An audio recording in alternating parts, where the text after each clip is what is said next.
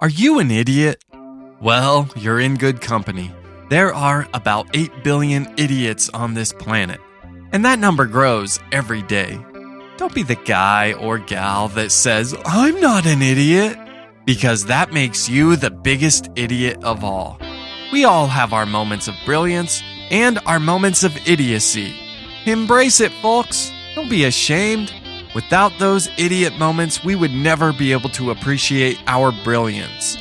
Welcome to I Love My Idiot, a podcast about the idiots we love, the idiots we loathe, and the idiots we can't seem to avoid. You can follow us on Facebook, Instagram, and Twitter. Visit our website at ilovemyidiot.com. Welcome to another episode of I Love My Idiot. I'm your equal host, Clyde November, and today I'm not joined by my usual equal host. Rosie does have a cold. Her throat is sore. She's lost her voice. So I had to bring someone out of the bullpen, if you will. So Seamus is joining me today as my equal host. Hello, Seamus. Welcome to the podcast. Hey, Clyde. And the rest of the listeners. What do you have to say for yourself, Seamus?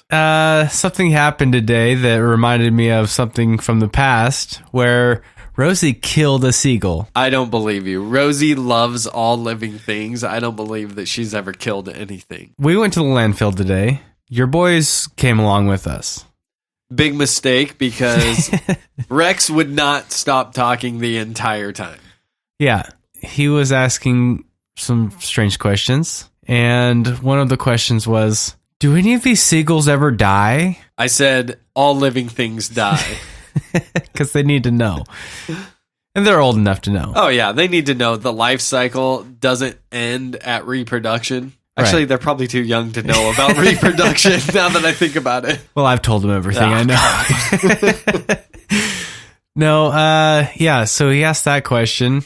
We're like, of course they die. He was like, well, no. Do they ever get run over by trucks? Yeah, because they stop like right in front of the cars, right? Now, everyone is driving about 5 to 10 miles per hour, so we told them no. They're smart enough to move out of the way. It just reminded me of when Rosie and I were younger. We went to the beach one time, and she killed a seagull. Intentionally? No, it was... All right, give me the story. Totally innocent. So we were at the beach, and we were blowing some of the coning money that we got. Was your mom actually escaping from bill collectors? She may have been. I don't know. That's a probability. But we end up getting some Kentucky Fried Chicken. Ooh. Not a sponsor. Must have been a good haul from coning, though. Yeah, it was great. We didn't get that very often. Yeah, we were eating Kentucky Fried Chicken at the beach. We got done with our meal, and we had some scrap leftovers. And so we were throwing the seagulls, the biscuits, and we were throwing out like big old handfuls of chicken scraps, which, birds eating chicken. Yeah, very demented. But it's a seagull. They'll eat anything. They loved it. And we got done throwing out basically most of the stuff, and Rosie reached in the bag. She grabbed an entire cob of corn and threw it. Before that corn could hit the ground, a seagull swooped in and just swallowed it whole. It didn't try to peck at it. It swallowed that thing whole. When I say swallowed, I guess I mean that it half swallowed it, because it got lodged in its throat. And immediately landed. It was trying to cough this thing out. You could see the profile of a cob of corn in the seagull's throat. Could you see like the individual grains of corn through the feathers? If it had mange, you definitely could. Yeah, you could see the definite profile of a cob of corn in the seagull's throat. And it was hopping around, trying to choke this thing up, tried to fly away a couple times, made it a couple feet and landed again, made it a couple feet, landed again. It didn't have the oxygen to hold flight. Well, I don't know the science behind it. Neither do I. The key is to try to sound smart, and people just buy it. Yeah. It gave it one last ditch effort, tried to fly away over the ocean. Made it further than it had the last few times. I was definitely thinking, dang, this thing's going to make it. But then? It nosedived in the ocean and died. It never resurfaced? It never resurfaced. Oh, man. Poor Rosie. I mean, she's never mentioned this to me. So obviously there's a lot of shame that she's been feeling. She might be scarred. You know, the only reason I tell this story is because I'm fairly certain that the statute of limitation is up on that. Yeah, I sure hope so. We're going to get those animal rights activists trying to shut down our podcast because she killed a pigeon. Or, I mean, a seagull. Pigeon of the sea, I think, I think is what they're called. Well, should we jump into our main topic of the day? Sure. All right. So, our main topic today is all about moochers. Now, everybody out there, you either have a moocher in your life, and if you don't, then you're probably the moocher in someone else's life. It's actually perfectly fitting because mooching was going to be the topic for this week. And Seamus, I didn't know you were going to be here. You know, this was really awkward because I was going to spend an entire episode talking about you behind your back. But now you're here, so I guess I have to talk behind your back in front of your face. Do I need to turn around for this, or? Yeah, that'll be weird. The reason I bring you up in the subject of moochers is because currently you just moved in with me. That's true. And I haven't seen like a rent check of any sort. I haven't seen any payment. Yeah, you know, I haven't seen you roll up your sleeves and help me do all the chores in the house. Yeah, I save my chores for one day a week, all right? But nonetheless, I mean, I've invited you into my home. Let's real quick mention that you did just move to our state. It's true. So you are now officially a Coloradan. So congratulations. Well, not officially. I haven't gotten the driver's license yet. Yeah, so when's that going to happen? I don't know. Fair enough. I know when I moved out of state, I held off as long as I could. But then I got a job where you had to have an in-state driver's license. I hate the lines at the DMV. You know what I mean? Oh, yeah. So hopefully, you can hold out as long as possible. All right. And we're going to talk about the circumstances in which brought you to Colorado in just a little bit. But for now, here's the thing. I saw you just before we started recording. You went into my fridge. You opened up my fridge. You ate some string cheese. That's true. Am I going to get reimbursed for that, or are you just going to keep mooching off of me one piece of string cheese at a time? Being that I just split 3/4 of wood for you. Are you suggesting that I'm actually the moocher? It's kind of feeling that way. I invite you into my home, and then you would have the gall to say such a thing? You may have never asked me to do all the chores and split the wood and fix your electrical in the attic. Yeah. Didn't you say you found mouse pellets up there? I feel like I may have hantavirus. Great. I do that stuff as a kindness because I know I can't pay you right now. All right. Well, I want to call it square, but I just really like calling you a mooch. You know what I mean? It like feels good for me. So how about we do this? Once you move out, I'll forgive you. But till then, I'm just going to keep calling you a mooch. All right. Well, until I move out, I'm going to keep calling you a mooch.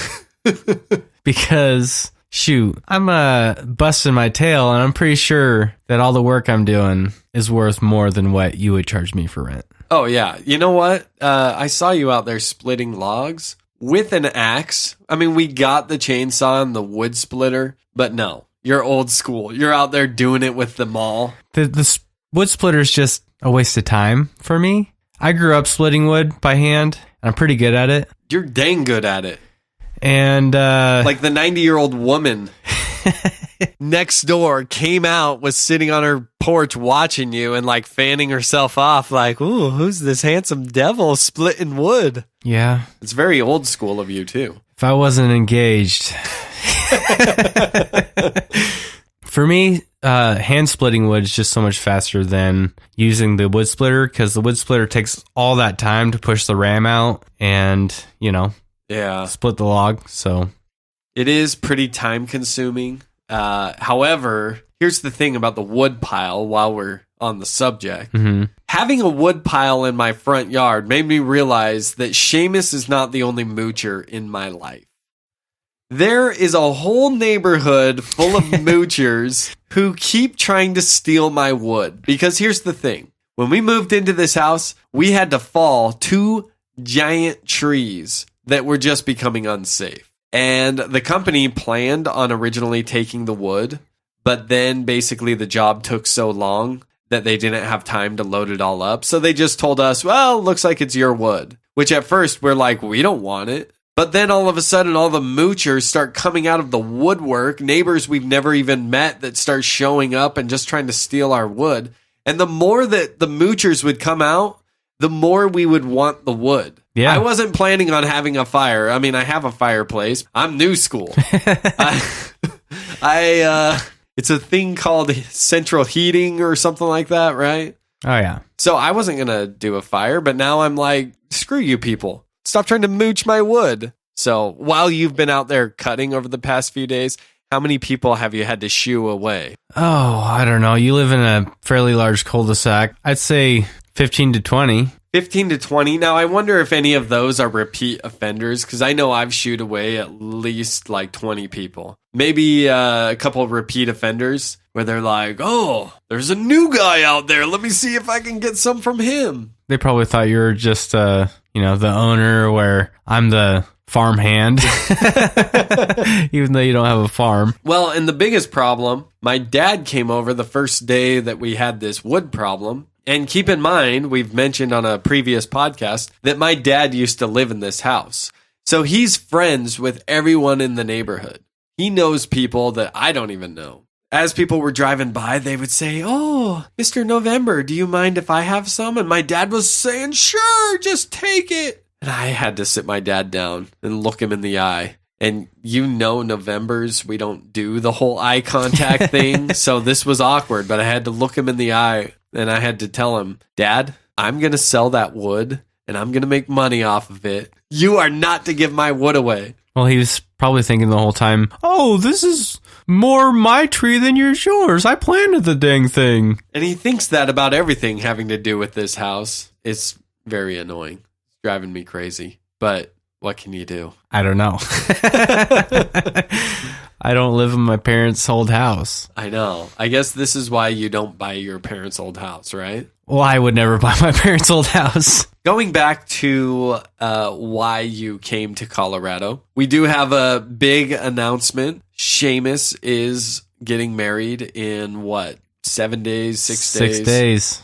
And you know what? By the time this thing airs, it'll be... Well, by the time this thing airs, if you put it on next weekend... Yeah, if I put it on Sunday... It'll be done. You'll already be day one into being a married man. Yeah. Congratulations. Thanks. How does it feel to be married now? It's exhausting. He has no idea. So you've moved into town. You are staying with us, but only for a temporary time, approximately a week and a half, 2 weeks, until the wedding. And then once the wedding is over, I'm assuming you're not going to be my roommate anymore. Is that correct? Yeah, that's correct. Dude, who's going to finish all that wood pile? And, I have noticed, one day I came home, the floor was mopped. I'm assuming that was you. Yeah, I mean, I try to keep this place pretty tidy. Well, it's been really nice, I'm going to be honest. But I still want that rent. So don't start thinking that we're even. So how are you feeling 6 days out from being a married man? I feel pretty excited. Are you? I'm not so much excited about the wedding itself. Well, the wedding is not for you. It's for the bride. Yeah, I'm excited for just moving forward, another step in life. I think that the future looks good for me. Your bride-to-be is my former coworker. Yeah. And so you're welcome for, setting you up in life. Well, I guess I should say thank you, Rosie. Ooh, that hurts. I'll have you know, I introduced Rosie to your bride-to-be. That's true. So I met her first. That's all I'm going to say. So your bride-to-be is also a teacher. We were coworkers. She was a mentor of mine, really helped me out in a lot of ways. It's actually pretty cool that she's going to join the family and be a part of the family. I'm really excited for that. Me too. Well, I'm glad you're excited. Otherwise, this would have gotten real awkward. One reason why I'm excited is because her and I, the upbringing that the two of us had is very different than the upbringing Rosie and you had. And so her and I, when we worked together, we would tell our stories of childhood, and it was amazing how similar they were. But joining your family, there were a lot of times where I would see stuff and I would be like, this just isn't right. But I would mention something to Rosie or I'd mention something to you, and you guys would just be like, that's normal. With your bride-to-be joining the family, I am super excited that I will finally have someone that I can turn to and say, wasn't that shit pretty weird? And she'll say, oh yeah, that was crazy. Yeah, well, Rosie and I could say the same thing about your family. Even though your family's, background is probably a lot more normal, we still go, this is super weird. That's true. Everybody's getting along on the holiday. You were the first person to point out the oddness of the soup eating. Yeah. I would have never even thought about that being weird, but, you had to call me out on it. The whole finger food and soup. No, you don't really have a dinner, which was weird. When I grew up, everything that we had went into our Christmas dinner or our Thanksgiving dinner. And it was just a big event that started at 2:00. You ate until you were full. When you got hungry again, warm the food up and eat again. It was a huge meal.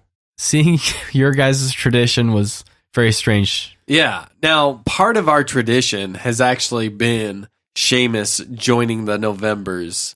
It's been going on for about 10 years now. I'd say since probably 11 years, 2008, I think. So every year, you come into town for Thanksgiving and you eat dinner with my parents. Now, I mean, not just your parents. Well, I mean, I'm there. Rosie's there. We set the mood, candlelight. Your parents and I sit on one table and you guys get the leftovers. Yeah. The odd thing is I remember the first few years where you came. I remember thinking, oh, man, I hope he doesn't feel like super uncomfortable. And you probably did, for all I know. I for sure did. Okay. The weird thing is that you kept coming back. Yeah, I kept coming back because I knew that Rosie didn't have any family in Colorado. So you were like the representative from her side of the family. Yeah. I had this feeling like she thought that everything you guys were doing was super weird. I brought a little bit of normal back into her life. Something interesting happened, and maybe you intended this to happen, but I'm thinking it happened by accident. Somehow my parents started to like you more than they like some of my own siblings. Yeah. They even invited me to stay on their couch instead of your guys' house. So I slept at your parents' house for a couple years. I mean, I could have not visited you guys at all if I wanted. My dad, he's an avid hunter. You also are an avid hunter. So it seems like every time you come into town, he wants to hear your most recent stories. And then he wants to, tell you his recent stories. Yeah. I mean, the way I like to think about it is you're the son he's stuck with. And I'm the son he's never had. Dude, that's so true. Because every year he's like, Clyde, you going hunting with me this year? And I'm the son he never had. Like, no, it gets really cold in the mountains. I don't like being cold. I've got sensitive feet. Yeah, I run pretty hot, so the cold works really good for me. Yeah. And I mostly attribute that to growing up without heat. So going hunting, it's kind of like going home for you? Yeah. I'm like, ooh, it's kind of brisk. So congratulations on, your big day coming up. And I'm glad I got you on before your wedding day because I have a little bit of man advice for you. All right. Number one, and this is the key to having a happy marriage for the rest of your life. Are you ready? There's 2 words you got to learn. yes and dear. And then you put them together. Now, yes will be harder for you to remember. Deer, just think of what you hunt frequently. Deer, I think, should be an easy one. All right. But you're going to put those two words together. I want you to go ahead and give that a try right now. Yes, dear. Sound a little less Hannibal Lecter. Let's try that again. She's going to divorce you before this thing even happens. Yes, dear? Oh, you've got so much to learn. Yeah, no question mark in it. It's got to be like, yes, dear. That sounded like very... It's all good. You want her to think that you're passionate about whatever she's passionate about. You don't even have to be listening. Like, that's the great thing. She's sitting there talking, you're trying to watch the game, and then she says, you know what I mean? And you say, yes, dear. Yes, and dear. If you say it, yes, dear, she's going to know. Like, so it's all about tone. It's all about just convincing them, you know. Because we men, we have only so much we can pay attention to at one time, right? I'd say that's accurate. And here's the thing. Women always have things in their heads that they think are super important. Almost never. Exactly.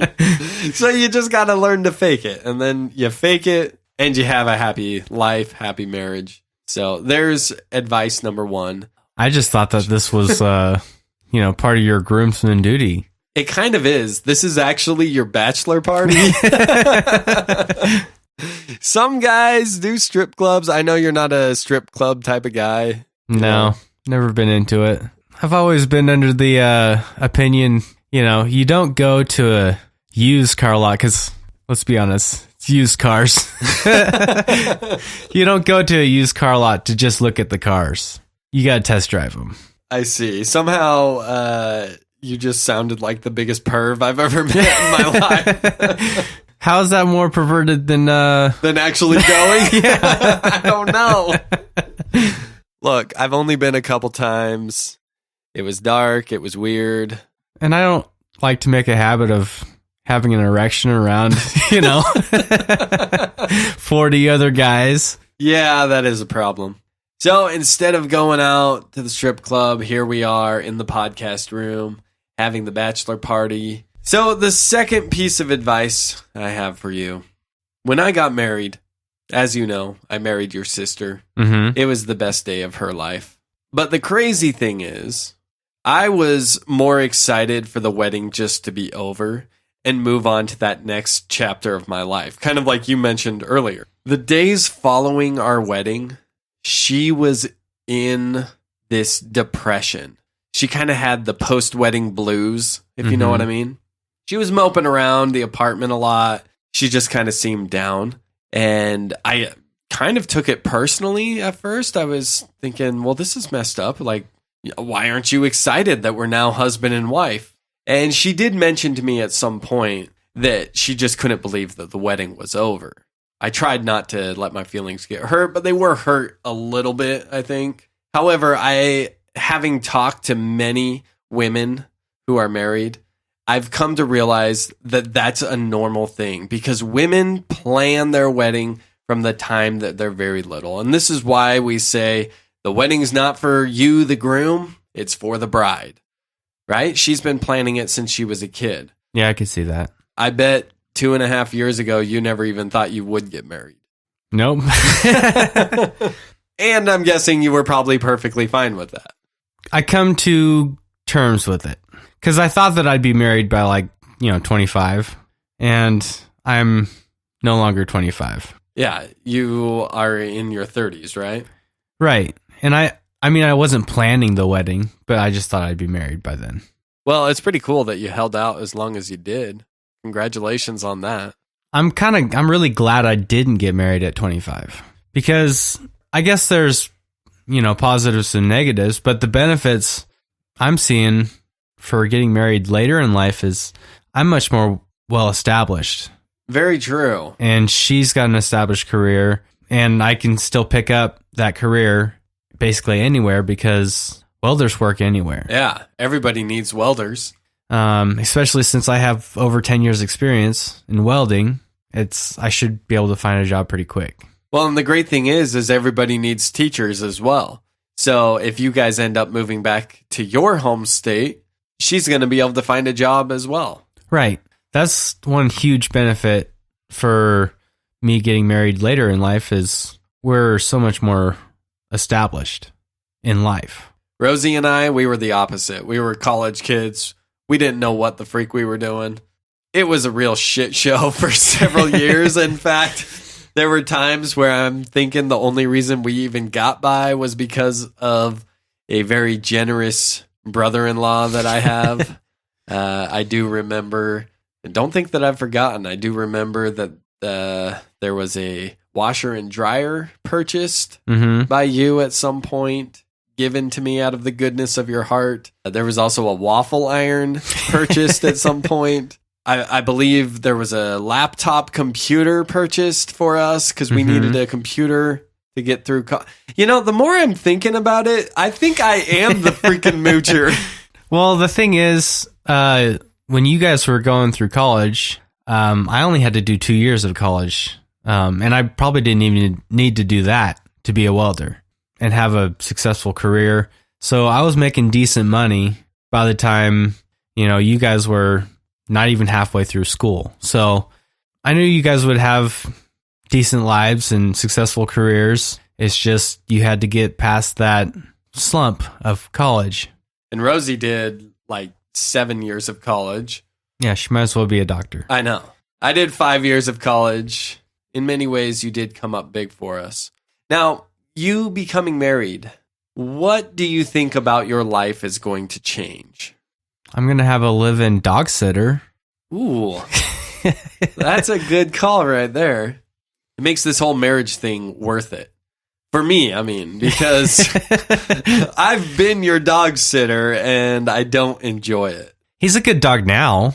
Ish. All right, so your dog's name is Dodger. Share with the audience, what breed is this dog? Dodger's half German Shepherd and half Golden Retriever. All right, and I wasn't sure if this subject was going to come up. I'm glad it did, though, because I've had 2 people on the podcast that believe their dogs are their children. There's my sister Claudia and Marissa, the massage therapist. They believe their dogs are their children. But I'm of the belief, and Rosie always gives me a hard time, that dogs are dogs. So, where do you stand on this issue? Is Dodger your son? Absolutely not. So for me, I'm pretty sure you've heard me call him this several times, but I always joke and say that Dodger's my roommate. Is he a good roommate? No, he's a terrible roommate. Bringing it back to Moochers, he's the biggest mooch. Because you think about it, you gotta bathe him, you gotta feed him, you gotta take care of him like he's a vegetable. We support all vegetables. He's a terrible roommate, but I joke and say he's a roommate because I refuse to look at him as anything close to being my child. That makes sense, and that's kind of the way I see it. We've had dogs, and I always look at them as they're just kind of a pet. A companion, yeah. If anything. Now, here's the thing about Dodger. When you say that he's good now, he is 1,000 times better than he was. I remember when you got Dodger. It's been, 5-6 years? It's been about 6 years. Okay, so when you first got Dodger, we heard that there was this new dog you had, and you were coming to visit in a week or two. So you brought Dodger, you brought him into our house, and he was like foaming at the mouth. His eyes were like red. He's flopping around trying to get off this leash. And you're trying to like get him to, kind of calm down, but he's so hyped to be in this new house. You rush him to the backyard. He goes in the backyard. Then he starts scratching at the window. He's running around like crazy. And we're all looking at you like, you picked this dog? Well, I mean, the red eyes and the foaming from the mouth is a little bit of an over-exaggeration. Is it? From my perspective, it's true. Yeah. I mean, he's no Cujo, but he was really wild the first time I brought him around. And he was a rescue, right? Yeah, it took a lot of training to get him to where he is now. So when you went to the pound, what was it that made you choose Dodger? It was a pound in my hometown, so there was like 5 dogs there. 2 of those dogs, I don't know, they had this crazy hatred towards men. And so anytime I even got close to their kennel, they were trying to bite through the cage to get to me. So I was like, that's definitely not going to work for me. And then I saw Dodger, and he was about the size of dog that I wanted. He's a large dog. I was like, oh, well, can I see how this dog reacts with kids? And they let me take Dodger out to the play area. He would run around. He was playing really good with the kids. Every 3 to 5 minutes, he would circle back around and sit right next to me. I was like, dang, this dog knows that I'm his owner. Like he picked me basically. Wow. So you look at him like a roommate and he looks at you like a father. You're letting him down. That's all I'm going to say. He's done a lot of letting me down.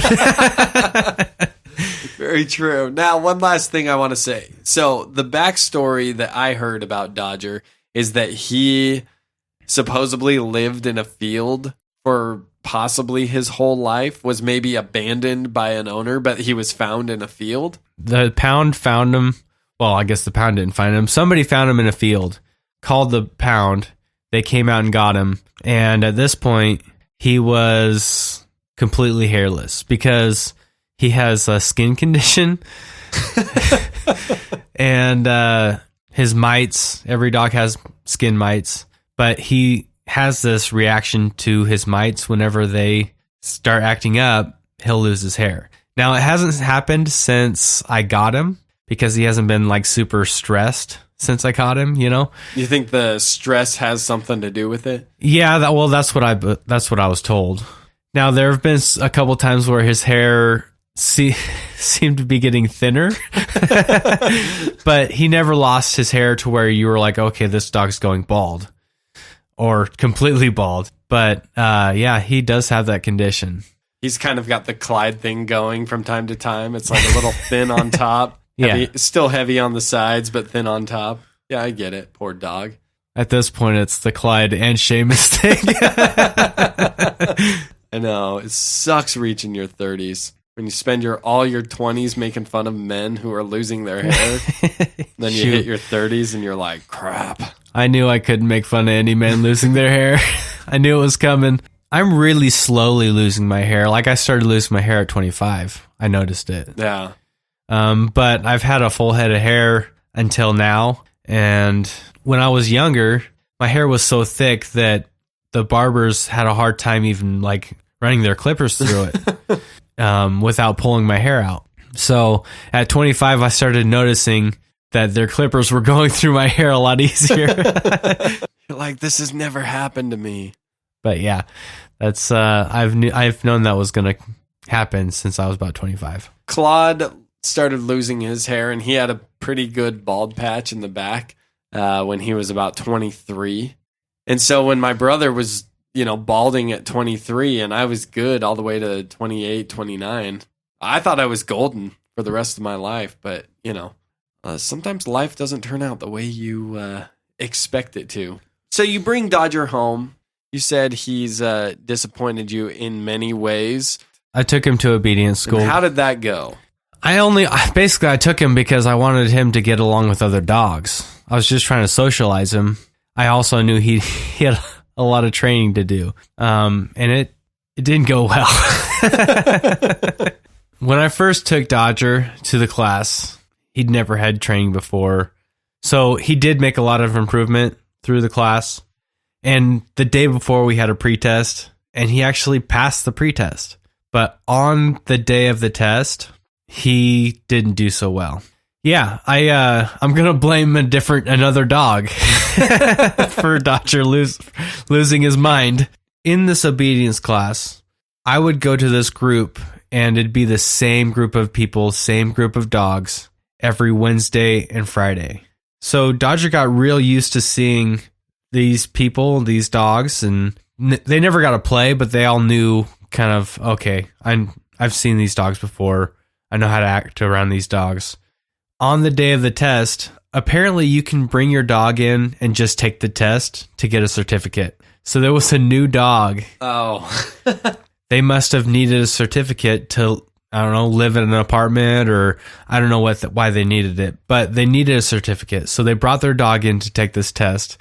And every time he would walk by Dodger, he'd kind of like lunge at him a little bit. Not enough to like for you to even like notice if you weren't watching it. Not enough to fail the class, but just enough to sort of tick Dodger off. Yeah, so Dodger didn't take to that too well. Well, he's a big dog, and I think he sees himself as an alpha. He definitely sees himself as an alpha. And it took a long time for me to establish that I'm the alpha. Yeah, so this dog was just antagonizing Dodger the whole, like, almost the first hour of the test. The first part of the test is, you know, you walk by people, you walk by dogs while you're holding your dog on the leash, and Dodger definitely failed that part because that dog lunged at Dodger in this really minute way, and Dodger full on committed to, okay, I guess we're not friends. I will preface that Dodger isn't like, he's not a violent dog. Like, he's not super aggressive. Any dog he's ever, you know, had contact with, he's wanted to play. He can flip the switch from play to fight if the other dog snaps at Dodger. He has no problem with fighting. That's a pretty big issue. So every time I walked past this dog, Dodger would like growl and lunge at the dog. And so he definitely failed that part. And so the instructor pulled me aside and said, why don't you take your dog outside, walk him around the building a couple times, let him cool down, then come back in. She definitely didn't need to do that, but she gave me that courtesy. So I was like outside talking to Dodger, like, you gotta button it down. We are about to fail. It's all your fault. And so he's like looking at me like, okay, I guess we're fighting. 'Cause he's, you know, pulling from my aggression. So we went back in. He actually passed the bulk of the middle section of the test. So the last part of the test is you leave your dog with somebody else. My instructor is an 80-year-old woman. And the person grading the test is her husband. So I give the leash to my instructor, and the day before, he did awesome at this. So I was like, no problem. He failed the first part, fine. But he's going to pass the rest of this test. I give her the leash. I turn around, and I can already hear some whimpering, some scuffle. And I'm thinking, oh, just let me get around the corner. He'll be fine. So I take 5 steps, maybe. And I hear what I could only explain as like somebody tripping and some galloping behind me. So I was like, what is going on? So I turn around to see the instructor is 4 feet in the air, horizontal. And Dodger is just pulling her straight horizontal in the air. It was like slow motion. He was just galloping toward me. And I'm just glad that he wasn't running towards that other dog. He went straight to me. And this obedience class is run by people who believe that dogs can't do anything wrong. You're not to discipline your dog ever. You're just to change your own like habits. You change your lifestyle to fit the dog's lifestyle. And I'm guessing you don't take to that philosophy. No, I definitely don't. Soon as Dodger gets to me, you know, I'm looking at the instructor. She's let go of the leash by then, or else she probably would have slammed into me because I'm pretty sure she would have maintained flight. She's just trying to get up off the ground at this point. And I've got Dodger's leash, and all I can say is, that was a bad dog. Because they're, you know, a no spanking, no swatting of the nose type of, organization. Surely there should be exceptions for nearly killing an 80-year-old woman. No, there's no exceptions, because when I said that was a bad dog, she was getting up off the ground or struggling to get up off the ground saying, that was a bad dog. Now, this is the first time I'd ever heard her say anything bad about a dog. But her husband was over in the corner, eyes about 4 inches in diameter, and he was like writing furiously in his notebook. She finally comes over to me. She says, well, I guarantee he didn't pass.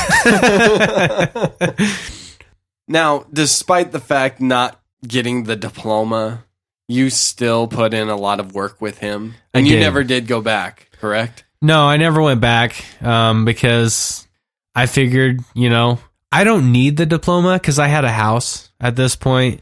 I don't need to have my dog certified to get into an apartment or to take him to some kind of, dog daycare or anything, because whenever I'm going out of town, I just bring him over to your house.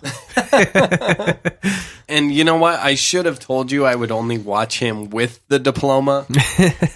I didn't think of that till right now. Is he the worst roommate you've ever had? I don't think he I don't think he is, because I had about 3 mooches when I was in college. Ooh, back to the mooch topic. I like it. Yeah. So originally it was just me and a buddy. We're living in this apartment, 2-bedroom apartment. Now I went and got a summer job in a different town. So I had to go back basically to my hometown and stay with my mom for the summer to work at this summer job. And during the summer, my roommate thought it was a good idea to let 3 of his friends live at the apartment. Were they paying rent? No, absolutely not. And when I got back, the expectation was that they left. They never left. So, yeah, they stuck around. They ate our food. They, dirtied our dishes and living area, and they slept on our couches and on the floor. So it was not the ideal situation, and they didn't have jobs. So after college, I lived with that roommate for about 5 years. After college, they were still there. They probably lived with us for about 1.5 years. So they were still there after college. It was hell. No, it was really annoying because they never got a job. They never even tried to pay for rent. And they were just disgusting individuals. In what way? I remember one day I came home from college or work. I don't remember the timeline, but I came home and I was walking through the kitchen and I hear this crunch under my foot. It wasn't like a cracker or a dried up piece of chicken. I don't know. It wasn't like something you would normally step on in a food environment. It was a very specific crunch that I, at the time, didn't really know what it was until I lifted my foot. But when I lifted my foot, it was like a pile of fingernail or toenail clippings. Oh. I, flipped out on them. I was like, whoever's fingernail or toenail clippings this is, I don't care. But new apartment policy, everybody clips their fingernails on the patio. Our downstairs neighbor was getting rained on by fingernail clippings. Of course, because it falls through the little slats of wood out on the balcony deck. But I didn't want to step on them anymore, and I knew they weren't going to throw them away. No, I don't blame you at all. Your poor neighbors. They, no one wants to be the people living under 5 men, especially if 3 of them are home 24/7, probably playing video games, playing music too loud. We hung a punching bag out on that balcony. We got the cops called on us a couple times for that because, you start hitting the punching bag and you hit it hard enough, it shakes the whole apartment complex. It was me that shook the apartment complex, but it didn't start there. So, usually it's a bravado, Everyone's got a one-up right until you establish yourself as the alpha. That's right. You're like, I'm the alpha, and you will be clipping your nails out here by the punching bag. Yeah, that's definitely how it happened. So we had a neighbor that was kitty corner to us. She called the cops on us a couple times because she thought there was a domestic dispute going on. Didn't she wonder why once you were punching, no one was screaming or crying? Well, I imagine she figured if anybody was hitting somebody hard enough to shake the whole apartment complex, that person was probably no longer conscious. That probably still wasn't the worst thing that we did. We hung a bear out on our balcony. We were avid hunters. And we had nowhere to hang our wild game after we got done hunting it. We've hung a bear out there. We hung a couple deer out there. The bear was probably the worst. Well, don't bears smell pretty bad? It wasn't even that. This is, pretty cold. At that point, it was probably November. It's a good month. Because that's hunting season. But It was pretty cold at that point. So the smell wasn't even the worst part. The worst part with the bear is once you skin a bear, it just looks like a naked fat guy. It really looked like we beheaded a man, stripped him of his clothes and skin, and just hung him from the rafters. The poor children of that apartment complex are probably traumatized to this day. Somewhere out there is a kid on a couch right now talking to a therapist, convinced that they witnessed a murder. Yeah, I don't doubt that. That's, our neighbors put up with a lot. We worked on cars, so they had to be on blocks. And believe it or not, that was the only thing that ever got us close to being evicted, was having a car on blocks. The bear incident, we never heard a peep. It was just the car. Well, Seamus, here's the thing. I hope that I am a better roommate than some of those roommates, but mostly I don't really care because you are eating my string cheese, so whatever. But more importantly, I hope your next roommate ends up being the best roommate you've ever had. I wish you the best. I hope you have a long stretch of happiness. I've been married to Rosie. We've been together 13 years-ish, right? We've had moments where it's been bumpy, and every marriage does, but we've always kind of found our space, found our happiness and stuff. And I wish you the best. I hope the same thing for you. If there's anyone that deserves to be happy, it's the guy who is the most selfless dude around. I mean, you chopped all that wood, and I have no intention on ever paying you for it. So, you are a very selfless human. I didn't do that for money. I can chop it. That's just kind of who I am. And I appreciate that about you. Everyone who knows you closely always talks very highly of you because you are just one of those naturally helpful people. If you know someone's in need, you always go out of your way to, try to be there for people. I hope your bride-to-be realizes how lucky she is getting balding 30s guy. Just kidding. No, but seriously. It's life, man. It's life. I know. It's happening to all of us. I'm going to have to Statham soon. Yeah, I saw a movie with The Rock in recently, and I said to Rosie, I think it's time I take on The Rock's hairstyle. And she said, don't you mean take on Papa November's hairstyle? She's like, just keep in mind, once you bick, you're not going to look like The Rock. You're going to look like your dad, which is hurtful, but it's very true. It's so cold. I know. Anyways, we want to thank our audience for tuning in to us this week. Don't forget to follow us on Facebook, Instagram, and Twitter. You can check out our website at ilovemyidiot.com. You can listen to us on just about any podcasting platform. What's your favorite platform to listen? I have Castbox. Castbox. We are on Castbox, right? Yeah, right. You're on there. And finally, Do you want to say the ending line? In case I don't see you. That is not our ending line. I don't listen to this podcast. Oh, don't forget to tell your idiot you love him. I love you, Seamus.